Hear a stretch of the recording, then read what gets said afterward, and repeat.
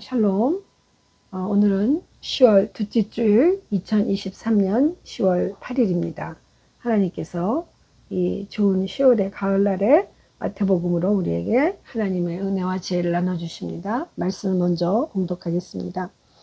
다른 한 비유를 들으라. 한 집 주인이 포도원을 만들어 산 울타리로 두르고 거기에 집자는 틀을 만들고 망대를 짓고 농부들에게 새로 주고 타국에 갔더니 열매 거둘 때가 가까움에 그 열매를 받으려고 자기 종들을 농부들에게 보내니 농부들이 종들을 잡아 하나는 심히 때리고 하나는 죽이고 하나는 돌로 쳤거늘 다시 다른 종들을 처음보다 많이 보내니 그들에게도 그렇게 하였는지라.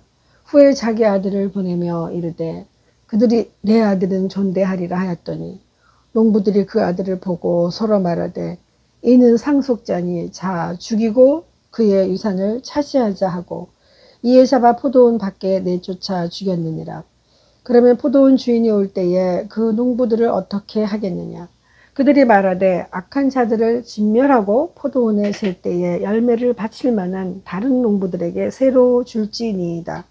예수께서 이르시되 너희가 성경의 건축자들이 버린 돌이 모퉁이의 머릿돌이 되었느냐. 이것은 주로 말미암아 된 것이요 우리 눈에 기이하도다 함을 읽어본 일이 없느냐. 그러므로 내가 너희에게 이르노니 하나님의 나라를 너희는 빼앗기고 그 나라의 열매 맺는 백성이 받으리라.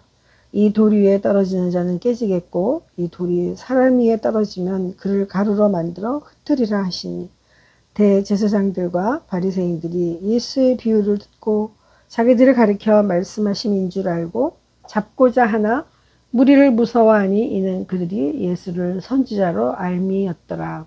아멘.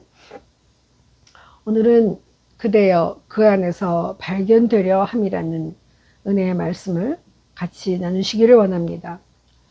구심점이라는 말이 있습니다. 이것은 일반적으로 가치와 목표를 명확히 하고 중요한 결정을 내릴 때 중심을 잡는 것처럼 어떤 상황의 핵심적인 힘을 말하는 것입니다. 그렇다고 하면 많은 사람들이 살아가는 그 삶의 구심점은 어디에 있겠습니까? 바카 팔머라는 작가가 쓴 내 인생의 목소리를 들어보라 해서 당신이 어떤 진리와 가치관에 따라 살 건지를 결정하기 전에 당신이 어떤 진리를 구현하고 어떤 가치를 대표해야 할지 인생이 들려주는 목소리를 들어보라고 했습니다. 그는 진정한 우리의 자아가 추구하는 것이 완전함이라면 마음에도 없는 소명을 추구하는 것은 자신에 대한 폭력이라고 했습니다. 그것은 아무리 숭고한 비전이라 할지라도 자신의 내부에서 길러진 것이 아니라 밖에서부터 부여된 강제의 것이라면 심각한 폭력이라고 했습니다. 우리의 영혼은 야생동물과 같아서 살금살금 걸어가서 한참 동안 나무 밑에 가서 한두 시간 조용히 기다려야 알 수 있다고도 했습니다. 그렇다면 우리가 살아가는 힘은 어디에 있고 어디로부터 오는 것일까요? 우리가 이 내면의 소리를 무시한다고 하면 어떤 결과가 오게 될까요? 자신의 내면 소리를 듣지 않는 사람들은 다른 사람의 마음을 읽을 수 있겠습니까? 오늘 본문에 소개되는 포도원 주인은 자신의 농부에게 새를 놓고 타국으로 장기간 출타하고 있습니다. 열매를 거둘 때가 가까워서 그 열매를 받으려고 주인은 자신의 농부들을 포도원으로 보냈습니다. 농부들은 포도원 주인의 마음을 무시한 채 포도 수확을 위해 주인이 보낸 그 종들을 때리고 죽였습니다. 그 농부들의 오판은 자신들이 이 포도원에서 일할 수 있는 까닭은 주인이 자신들에게 포도원을 빌려준 것임을 잊고 이런 비극을 저지른 것입니다. 그들은 정말 삶에서 중요한 것을 듣고 마음에 새기지 않는 오판을 하고 있는 것입니다. 결국 그들은 주인이 다시 보낸 더 많은 종들을 죽이고 게다가 아들까지 죽이고 버렸습니다. 왜냐하면 그 아들까지 죽여버린다면 그 땅과 유산은 자신들이 차지할 것이라고 생각하고 이를 벌린 것입니다. 악으로 돌려가는 그들의 세상, 그곳에는 더 이상 하나님의 임재는 없는 것처럼 보여집니다.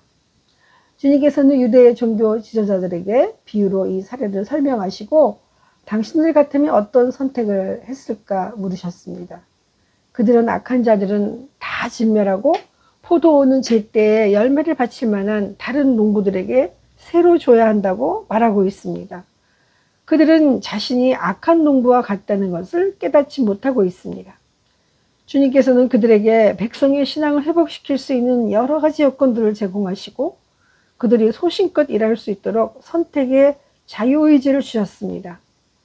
그럼에도 그들은 하나님의 마음을 알아차리지 못하고 자신들의 욕심에 눈이 가려 그들의 소욕대로 강행한 것입니다. 그들의 움직임을 가만히 보고만 계신 주님이 이제는 더 이상 아니십니다. 그들의 선택의 결과에 대하여 다시 비유로 말씀하십니다. 너희가 버린 건축자들의 돌이 모퉁이의 머릿돌이 되었다고 기록된 성경을 알지 못하는지 경고하셨습니다. 여기서 모퉁이의 머릿돌이란 건물을 짓는 데 가장 중요한 돌로서 이 돌을 중심으로 벽이 쌓이고 심지어는 이 돌에 건축자의 이름을 새기기도 합니다. 따라서 이 돌은 건물을 짓는 데는 없어서는 안 될 가장 중요한 주춧돌인 것입니다. 그러나 유대인들은 집을 짓는 전문 건축가라고 자처하면서도 진정 가장 중요한 모퉁이의 머릿돌인 예수님을 알아보지 못하고 배척하였던 것입니다. 그들은 생명을 향한 내면의 소리를 듣지 않고 자신들이 지키고자 하는 신조와 목적에 따라서만 움직이는 무지의 극치를 드러낸 것입니다. 반면에 이방인들은 예수님이 모퉁이의 머릿돌에 그 재질을 갖추고 있음을 보고도 그들의 모퉁이돌로 삼았습니다. 이것은 유대인들에게 배척한 예수를 이방인들이 생명의 주로 영접하여 신령한 건물로 지음을 받은 성도들의 영적 공동체인 교회를 세운 것을 의미하는 것입니다.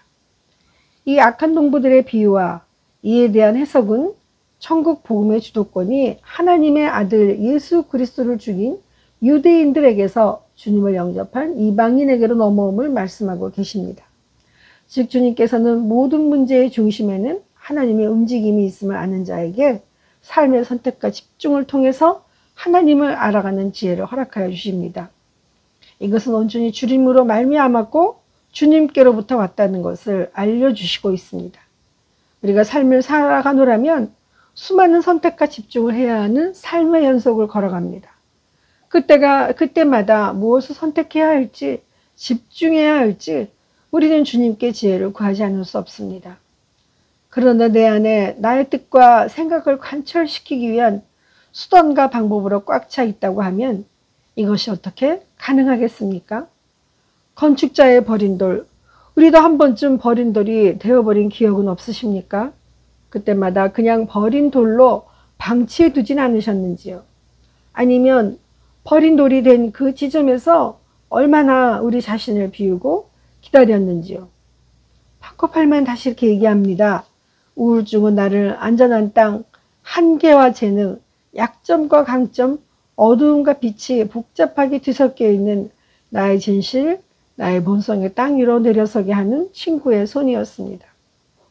우울증이라는 핵폭탄, 그건 나를 파멸시키려는 의도가 아니라 나를 돌려세워 당신이 원하는 게 뭡니까? 라는 간단한 질문을 던지려는 최후의 노력이었다고 합니다. 마침내 내가 돌아설 수 있게 되자, 그리고 자기 인식을 하기 시작하자 나는 회복되기 시작했습니다. 라고 고백하고 있습니다.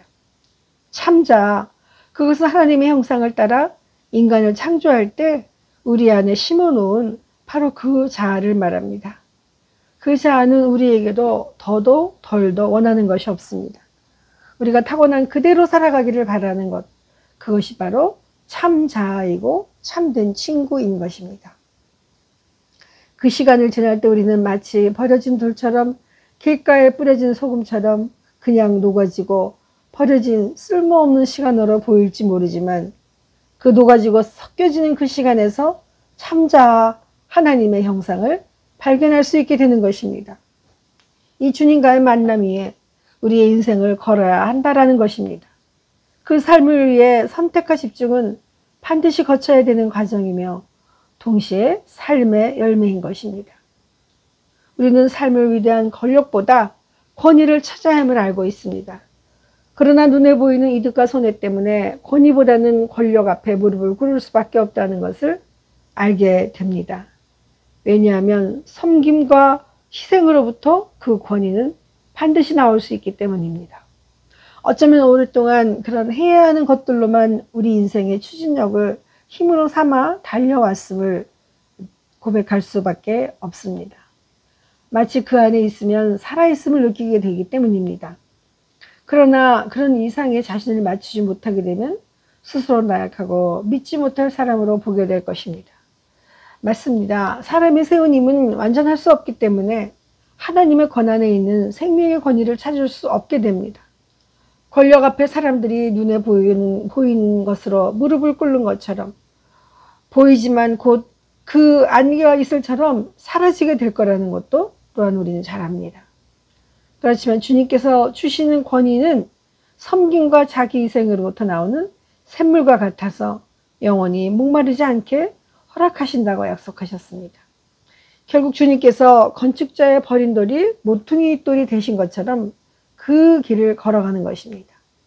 44절에 돌 위에 떨어지는 자는 그렇게 말했는데 여기서는 보편적으로 유대인이나 불신자를 의미한다고 보고 있고 돌이 사람 위에 떨어진 자는 그냥 유대 지도자를 가리킨다고 보고 있습니다.